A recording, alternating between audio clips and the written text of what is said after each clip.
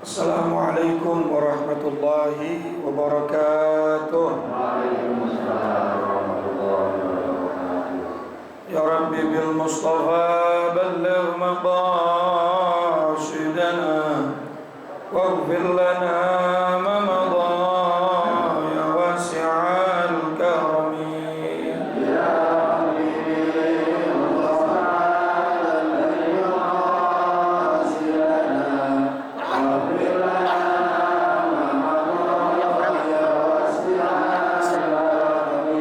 محمد سيد الكونين والثقلين والفريقين من عرب ومن عجم.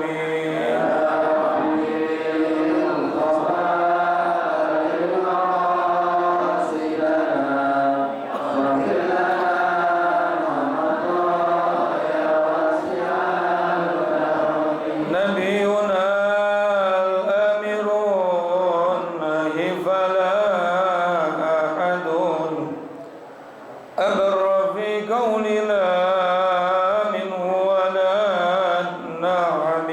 يا حبيبي المصطفى واغفر لنا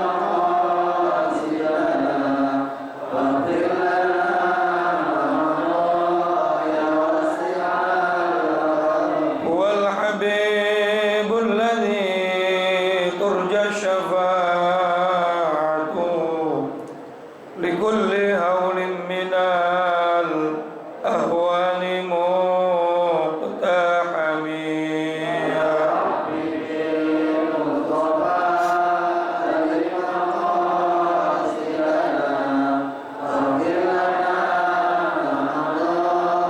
واغفر لنا اللهم صل وسلم.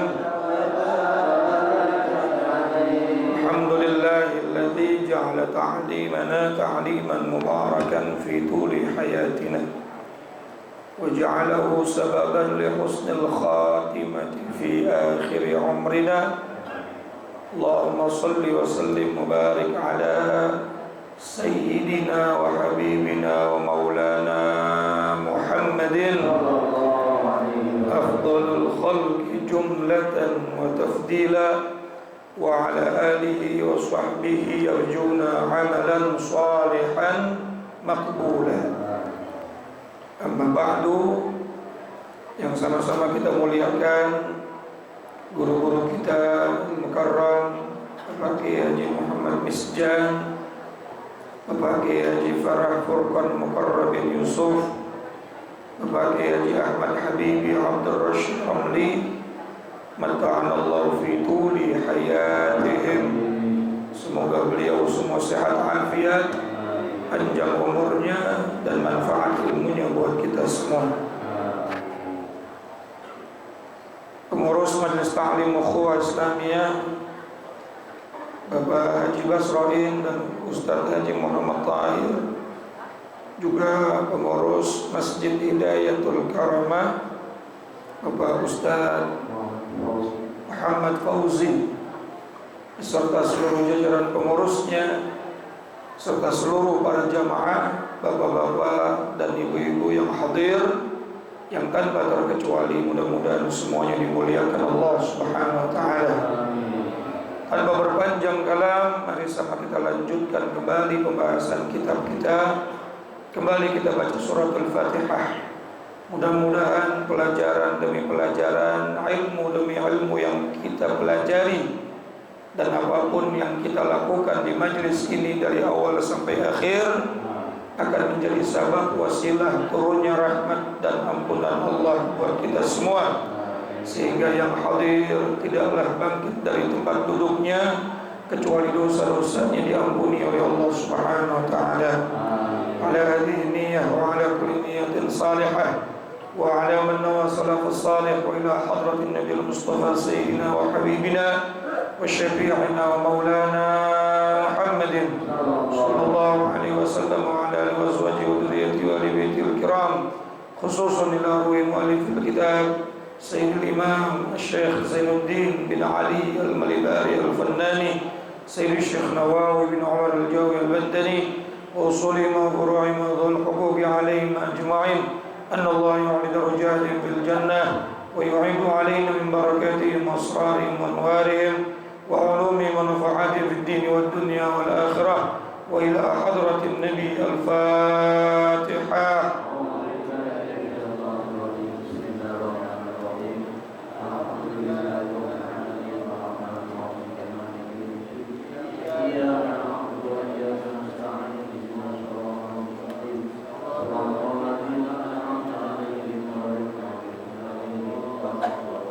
Rabbi firli wa liwalidayya amin. Semoga Allah ampuni dosa kita dan dosa kedua orang tua kita. Bismillahirrahmanirrahim. Qala al-musannif rahimallahu ta'ala wa nafa'na bi 'ulumihi wa amadna bi asrari fid dharain amin. Halaman 98 nomor 17. Wala taghtab akhaka, dan janganlah kamu menggunjing, membicarakan aib, kejelekan saudara kamu. Larangan dari baginda kita Nabi SAW, kalau memang kita kepengen hidupnya selamat dunia akhirat, barokah dunia dan akhirat, maka minimalisir, kalau bisa dihilangkan, ya, kalau belum bisa minimalisir untuk menggunjing orang lain. Di antara penyebab sulitnya rizki datang kepada kita adalah suka menggunjing. Di antara susahnya digobul doa kita adalah suka berribah. Gunjing itu bahasa Indonesia, bahasa Arabnya apa? Riba. Wala taqa fihi min khalbihi wa qudamih, dan jangan pula kamu memfitnah terhadapnya.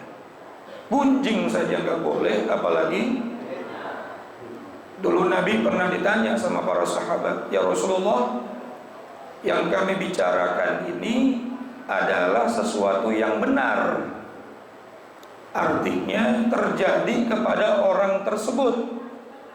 Kami ngomongin sesuatu fakta, ini benar-benar terjadi kepada orang tersebut. Maka Nabi bilang, kalau yang kamu ucapkan itu hal yang terjadi, maka itu namanya riba. Sementara kalau yang kamu ucapkan itu sesuatu yang tidak pernah terjadi, maka namanya fitnah. Ini dua-duanya dosa besar, Pak. Dan kalau kita nggak bertaubat dari hal tersebut, dikatakan oleh Imam Ahmad bin Hanbal, khawatir tidaklah kita mati kecuali kita diuji oleh sesuatu sifat yang sering kita sifati kepada orang lain, padahal orang tersebut tidak melakukannya. Orang itu nggak pernah mencuri, kita bilang tukang pencuri. Lalu kita nggak bertaubat, lalu kita nggak minta maaf, khawatir sebelum mati nanti Allah kasih sifat itu sama kita.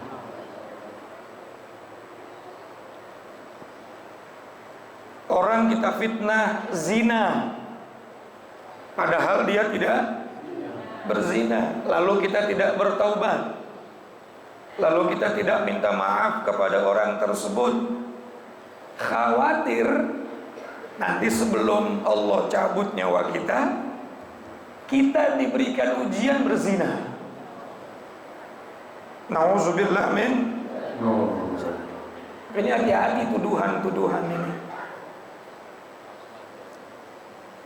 Hati-hati ketika kita memvonis orang lain, karena hakikatnya tuduhan itu kembali kepada yang menuduh. Sama seperti doa yang baik kembali kepada orang yang berdoa. Begitu pula doa yang buruk kembali kepada orang yang berdoa. Ini bukan termasuk dosa-dosa kecil, Pak, yang bisa hilang dengan wudu, yang bisa hilang dengan sholat, yang bisa hilang dengan ngaji. Enggak, Pak. Dosa ini baru bisa hilang kalau kita minta maaf.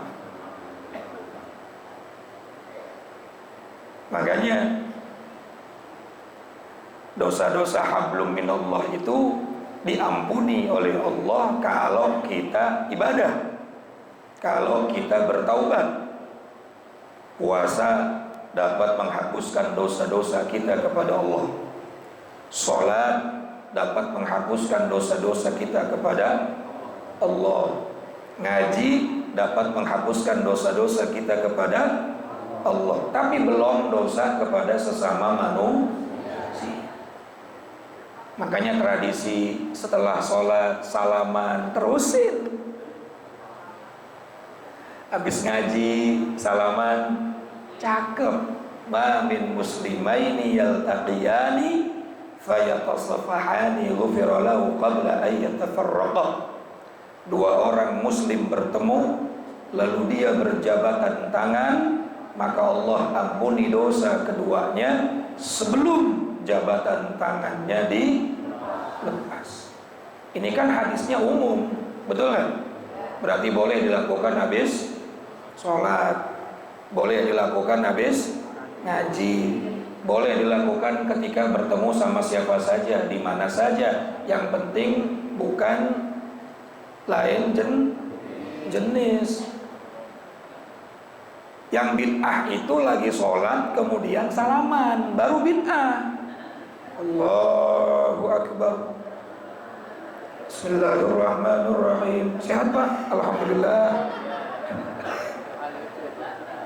Tapi kalau sholatnya udah selesai, jangankan cuma salaman, balas WA boleh nggak? Boleh. Kayak gitu nggak dibilang bid'ah. Tapi giliran salaman aneh. Tapi kan nggak diperintahkan. Lah, balas WA ada perintahnya nggak kira-kira? Yang penting tidak ada larangan, kecuali ada hadisnya melarang. Jangan kamu bersalam-salaman setelah jangan dikerjain. Ada nggak larangannya? Ya, kalau kagak ada ya apa-apa. Karena hablum minallahnya udah selesai. Sholat itu insya Allah ngapusin semua dosa kita sama Allah. Tapi sama yang samping kanan kirinya belum. Makanya guru-guru kita, orang tua kita dulu ngasih ajaran model begitu, cakep gak? Dan gak mungkin gak ada dalilnya. Dalilnya tadi secara umum tuh, dua orang muslim bertemu, apalagi di waktu yang baik, betul gak? Tempat yang baik, lalu dia berjabat tangan. Memang ada ikhtilaf. Kalau kita meminta maaf kepada seseorang itu harus diucapkan kesalahannya atau tidak. Sebagian mengatakan harus diucapin kesalahannya. Maafin saya ya, kemarin saya ngomongin kamu palanya pitak. Maafin saya ya Bu ya, kemarin saya ngomongin ibu cerewet, gak taunya ibu kalem banget. Ada yang mengatakan wajib harus diucapkan kesalahannya. Kalau memang ngomong begitu tidak berdampak buruk. Artinya habis dia ngomong jujur dengan kesalahannya, gak ada dampak buruk setelahnya. Tapi kalau dia ngomong justru malah terjadi perang India Pakistan gimana? Perang dunia ketiga, keempat, kelima. Jangan, cukup minta maaf. Maafin saya. Emang lu salah apa? Pokoknya maafin saya. Maafin ya. Begitu. Kecuali kalau memang salahnya itu ada harta yang gak cukup minta maaf. Duitnya pulangin. BBKB-nya jangan minta maaf doang, kecuali yang memberikannya sudah saya udah ikhlasin. Lagian juga saya tahu kamu gak bakalan bisa bayar. Iya. Waktu kamu minjem saya udahlah niatnya sodakoh sama kamu. Alhamdulillah. Ingetin nomor rumahnya di mana. Besok datang lagi, insya Allah dikunci. Ya tuman. Betul banget. Nah, jadi hati-hati tuh. Karena ada orang-orang yang nanti datang kepada Allah membawa pahala sebesar gunung. Betul nggak? Pahala ngaji banyak, pahala sholat banyak, pahala ibadah banyak. Sudah akan masuk ke dalam surga, tiba-tiba terhalang nggak bisa masuk surga gara-gara di dunia banyak orang yang sakit. Akhirnya orang tersebut, kata Nabi, termasuk orang yang bangkrut. Pahalanya diambil sama orang yang di dunianya pernah sakit hati. Bu, Nabi Muhammad suci nggak? Maksum. Maksum itu terjaga dari perbuatan dosa. Jangankan yang besar, yang kecil pun gak pernah dikerjain sama Nabi. Andai Nabi lupa, bukan lupa karena hawa nafsu, tapi dilupakan sama Allah. Dan itu menjadi pelajaran buat umatnya. Nabi pernah sholat, kemudian belum sampai selesai, beliau salam, lalu diingatkan, lalu beliau tambahkan lagi rakaatnya. Berarti kan buat pelajaran kita. Nabi pernah tidak tahiyat awal, lalu Nabi di akhir sholat kemudian beliau sujud sahwi. Berarti menunjukkan tahiyat awal hukumnya sun. Itu kan jadi lupanya itu bukan sengaja, bukan bakat. Kalau kita kan lupanya memang bakat. Dari takbir sampai salam yang diingat bukan bacaan sholat. Di hari Minggu long weekend kemana enaknya nih? Allahu Akbar. Betul nggak? Jadi Nabi maksum, terjaga. An-saghair wal kabair. Amanah. Ucapannya, perbuatannya sesuai. Tapi Nabi pada saat beliau haji wada, haji terakhir setelah khutbah Arafah, beliau meminta kepada para sahabatnya, di antara kalian kalau memang ada yang pernah saya sakiti, sekarang ambil hak kalian sama saya. Khawatir nanti saya nggak ada umur, kalian menuntut di akhirat. Sekelas Rasulullah. Betul nggak? Kita kagak. Merasa paling bener, nggak pernah nyakitin. Jadi Nabi itu dalam riwayat hajinya cuma sekali seumur, sekali dan terakhir. Jadi kalau udah haji sekali, udahlah sekali aja. Kesian yang ngantri, kagak dipanggil. Karena kewajiban juga cuma satu. Nah, semua yang terjadi pada diri Rasulullah menjadi contoh. Subhanallah. Ya, ada yang nanya, Ustadz, berarti Nabi malas haji? Bukan. Dulu Nabi mau haji, mau umroh terhalang, nggak pernah bisa masuk ke kota suci Mekah. Setelah beliau hijrah ke Madinah, mau ke Mekah ya kagak bisa. Orang Mekahnya semuanya memusuhi Nabi. Sampai di tahun ke-6 Hijriyah. Tahun berapa? 6 Hijriyah. Berarti 6 tahun setelah Nabi pindah ke Madinah. Nabi bermimpi berhaji dan umroh bersama para sahabat. Setelah mimpi, Nabi umumkan kepada para sahabat. Ada yang mengatakan ba'da sholat subuh, para sahabat, saya mimpi tahun ini kita umroh atau haji. Atau ada yang mengatakan, tidak mengatakan tahun ini, aku bermimpi, aku berhaji, aku berumroh, aku tawaf, aku sa'i sampai tahallul bersama kalian. Waduh, sahabat ngedengar begitu senang. Kata para sahabat, bagaimana kalau kita coba tahun ini? Akhirnya tahun itu, tahun keberapa, Bu? 6 Hijriyah. Tepat di bulan ini nih. Bulan apa sekarang nih? Bulan apa sekarang? Zulqa'dah. Nabi bersama 1.400 sahabatnya coba-coba untuk masuk Mekah. Beliau sudah ihram di Bir Ali atau Zulhulaifah, lalu berjalan. Masya Allah, kalau kita naik bis aja 6 jam, apalagi jalan ya. Betul nggak?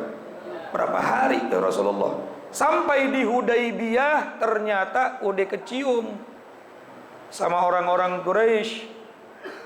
400 pasukan Khalid bin Walid yang saat itu belum masuk Islam menghadang Rasulullah. Rasulullah kagak boleh masuk kota Mekah.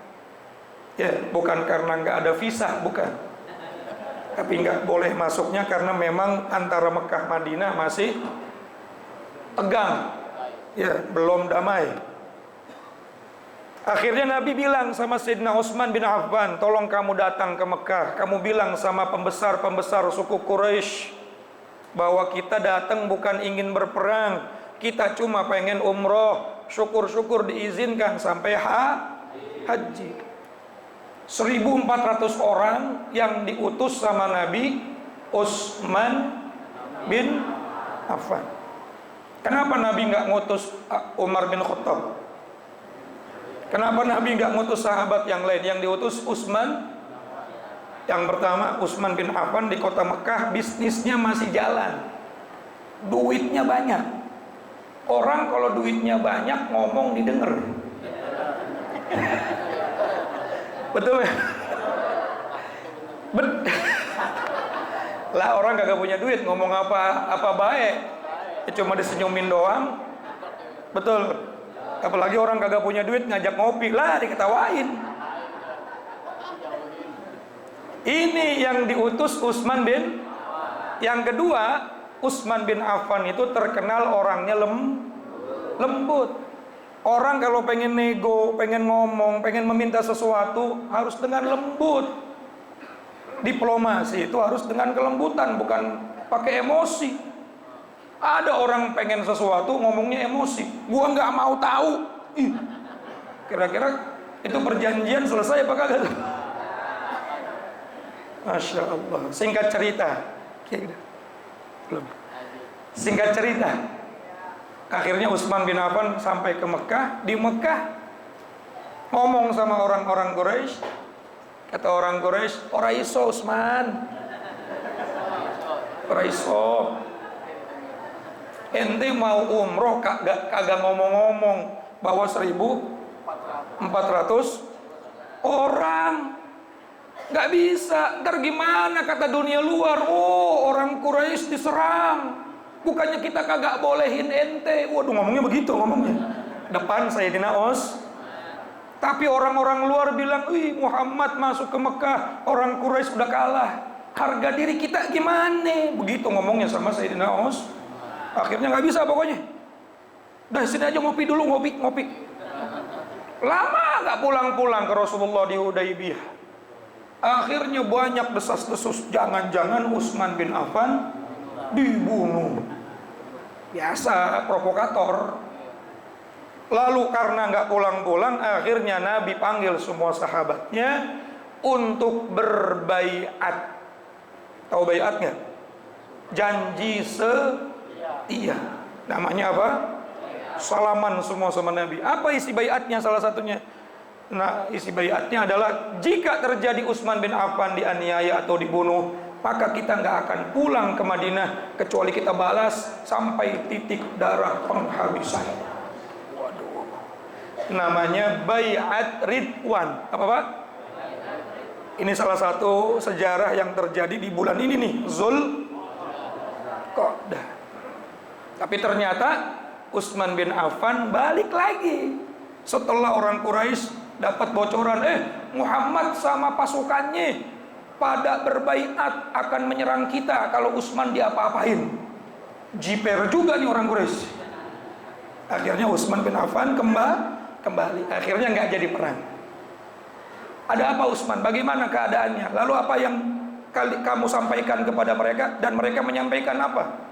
Kata Utsman bin Affan, kami sudah menyampaikan, tapi mereka tetap tidak memperbolehkan kita tahun ini untuk umroh atau haji. Dan mereka ingin membuat perjanjian. Oh begitu? Ya sudah, utusan mereka ke sini. Diutuslah seorang yang bernama Suhail bin Amr. Siapa? Awas nanti ada ujian. Suhail bin Amr dari pihak Quraisy, salah seorang pembesarnya. Maka terjadilah perjanjian yang disebut dengan perjanjian Hudaybiyah. Terjadi di tahun ke-6 Hijriah di bulan Zulqa'dah. Apa isi perjanjian Hudaybiyah? Ada 5 poinnya. Apa saja? Wallahu a'lamu bissawab. Minggu depan insya Allah, bagi-bagi waktu, guru kita udah datang. Kurang lebihnya mohon maaf. Assalamualaikum warahmatullahi wabarakatuh.